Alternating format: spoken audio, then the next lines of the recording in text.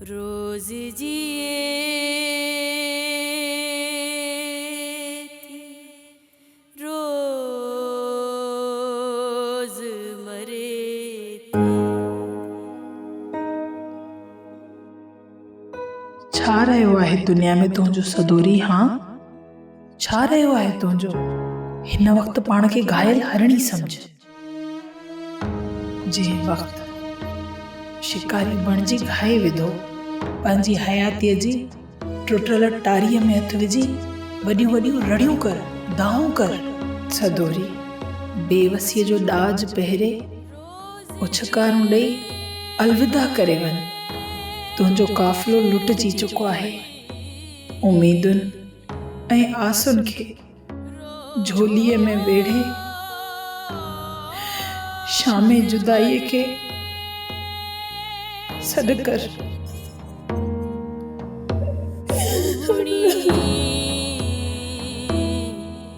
सदा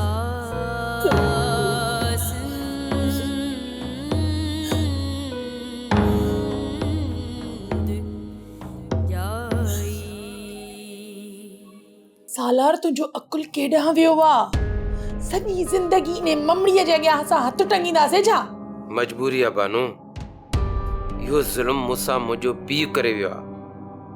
सॼी मिल्कियत ख़रीदी मेरूअ खे ॾेई वियो आहे। जीअं वणई तीअं कर।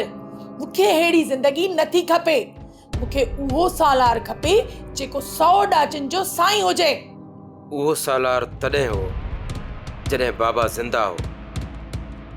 हाणे त मेरू असांखे फ़क़ीर करे छॾियो आहे। हाँ, तोखां हीअ मेहरू नथी मरे? जेकॾहिं तूं मिल्कियत जे 3 हिसे लाइ पीउ खे मारे सघे थो त हीअ मेहरू तोखां नथी मरे?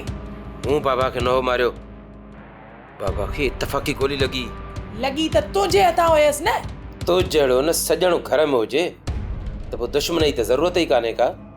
मां चवां थी पंहिंजी मिल्कियत खे हथ कर, न त कर ममड़ीअ खे पूरो। इनखे त मां कॾहिं जो पूरो करे छॾिया आहियां। छोरीअ जा भाग भला आहिनि, हर दफ़े बची थी वञे। अॼोकी राति मेहरूअ जी आख़िरी राति हुजणु खपे। मूंखे मेहरूअ जो लाश खपे, लाश। बानू तूं चवीं त सच थी। जेकॾहिं मेरू मरी वई त हुनजा वारस त असां ई थींदासीं न।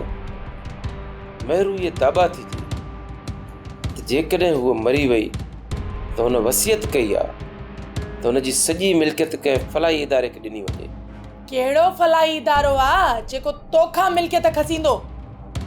तूं बि हिकिड़ो दस्तावेज़ ठाहे हथ में रखी छॾ। कहिड़ो दस्तावेज़ लिखां? तूं बंदूक खण ऐं वसियत वारो पनो फलाई इदारे खां वापसि वठी अच। पर इन लाइ तोखे इंतज़ारु करिणो पवंदो। ठीकु आहे, कुझु ॾींहं मां इंतज़ारु कयां थी, पर घणो इंतज़ारु मूंखां कोन थींदई।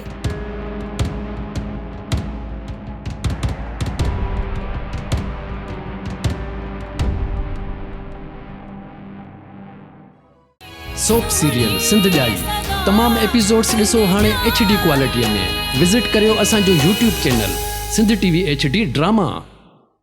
सब्सक्राइब कयो असांजो official YouTube channel Sindh TV HD drama ऐं वधीक अपडेट लाइ बेल आइकन खे क्लिक करियो।